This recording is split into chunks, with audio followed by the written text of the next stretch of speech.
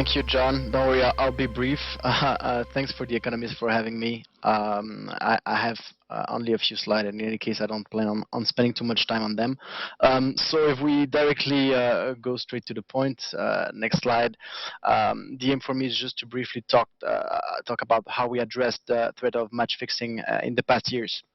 And it's important to note that from 2021 to 2022, the number of cases in basketball of suspicious cases, or probably fixed games, quadrupled. And this was obviously a really big concern, but fortunately for FIBA, we started addressing the issue before, probably as of 2019, where we really started to proceed to some important changes. So we can move to the next slide.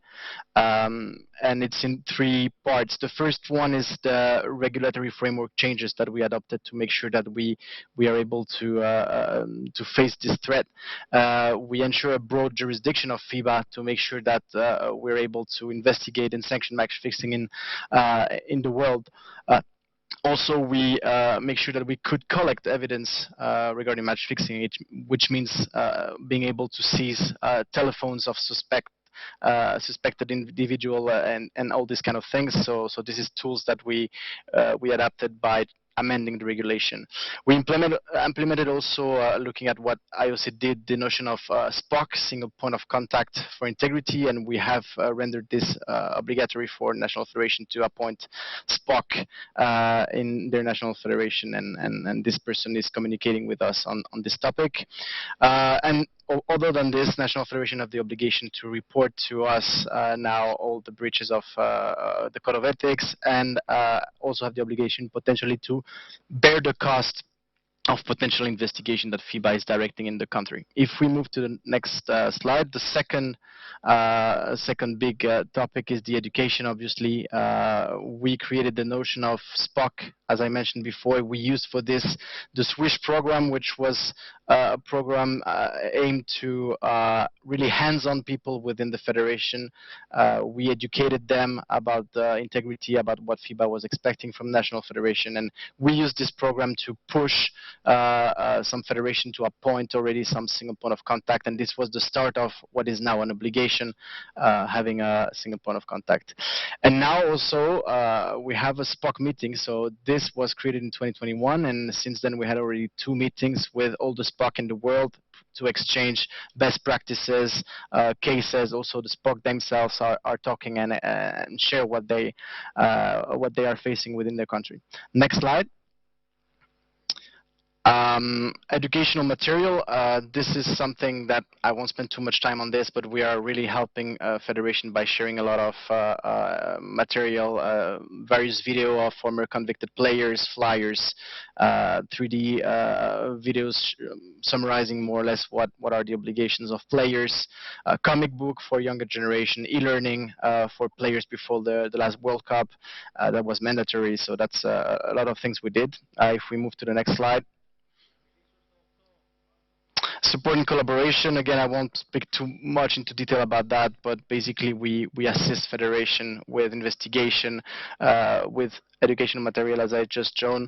And really we make the link between Federation, betting operator. Also we connect with the IOC. Friedrich mentioned the good cooperation we have with the IOC.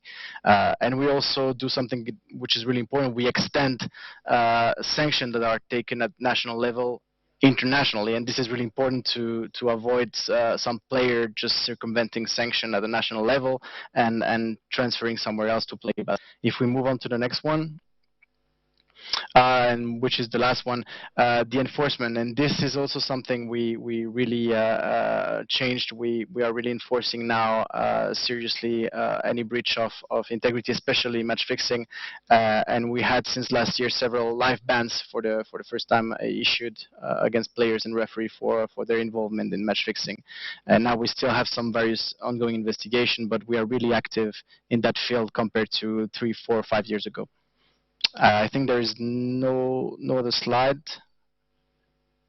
Yeah, that's it. That's it for me. Thank you, John. I hope I was succinct enough. We're catching up. Thank you very much indeed. Actually, Benjamin, could I start with you? I mean, FIBA is worldwide. Where has match fixing taken place? Well, obviously we have some reports which as is a part of the iceberg probably.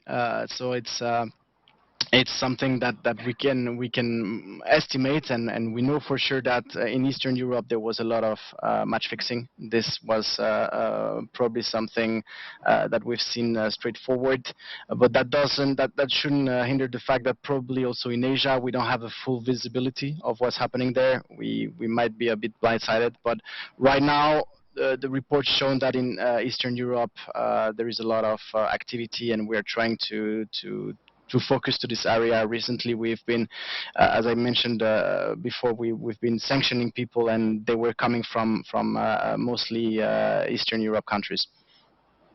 Mm-hmm. By Eastern Europe, do you mean the Balkans or? Yeah, Balkans, the larger Balkans area, Serbia, Bulgaria.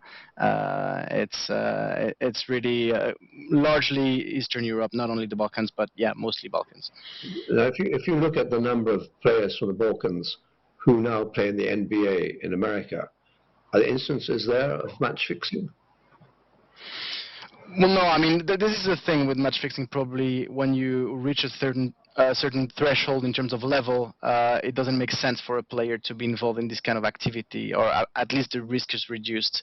So this is why we don't see necessarily a big risk with this high-level player.